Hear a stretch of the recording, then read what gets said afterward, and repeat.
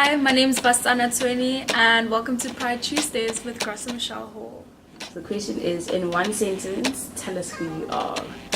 Okay, so I am a black, pansexual, queer body that lives in South Africa. Yeah.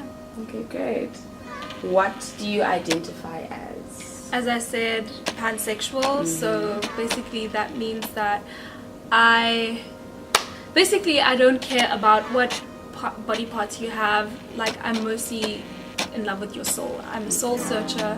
It's about your soul. And also in terms of my gender, I'm pangender, which means I identify as all the genders on the spectrum, mainly because I'm gender non-conforming and I don't align with having one specific character or role at a certain time. Yeah. So do you think that the society you live in currently is accepting of your sexuality?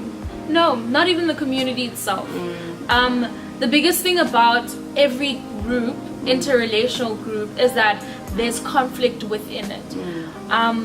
South Africa, white South Africans will accept my sexuality, yes, because I don't know, white South Africans, just European people, white people are just more accepting of things that are ulterior to the norm. Hence, that's why the hippie movement was filled with white people. All sorts of movements are filled with white people.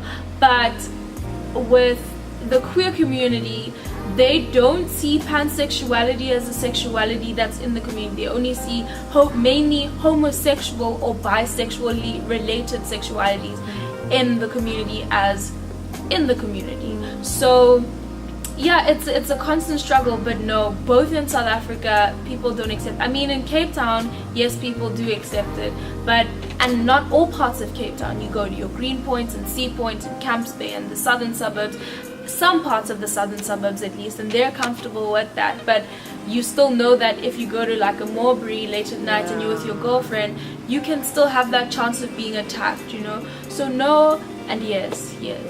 So would you say that like you're marginalized because you're queer, and then within your queer community you're still marginalized because they're not accepting of your pansexuality? Yeah, and I mean, it's not in the queer community. There's also all sorts of politics, because there's race politics that play as well. There's gender politics that play as well, because then you get that white queer bodies are seen more often than black queer bodies, and noticed more often than black queer bodies. What is one thing you want people to know about the gay community? I don't know. It's such a broad and vast community, and vast being the key word. Very vast. I think I read an article recently in the Sex Appeal, and it was about the right for heterosexual people to know about queer bodies' sex life. I think we have our own sex life, and that's our business. I think that's what I want to tell people. Leave us alone. I don't ask you, so like, how did you guys have sex? Like, how do you do it? Like, what are the mechanics of it? We don't owe that to society. And what we do in our private homes, that's our business. What you do in your private home is your business. Yeah, I think that's what I want people to know about our community. Yeah. Okay, great. So, would you like to plug yourself, your social media, your handles? Okay, well, you can follow me on Instagram at what is it? Okay, it's at Levels of Bass. Yeah. Or you can get me on Twitter, also at Levels of Bass. Oh no, my Instagram is actually Bassie_01. Okay, Bassie and at Bassie_01 on Instagram, Twitter at Levels of Bass, and that's about it.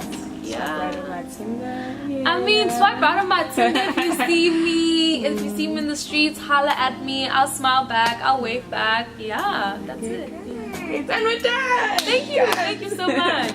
Oh, that was amazing. And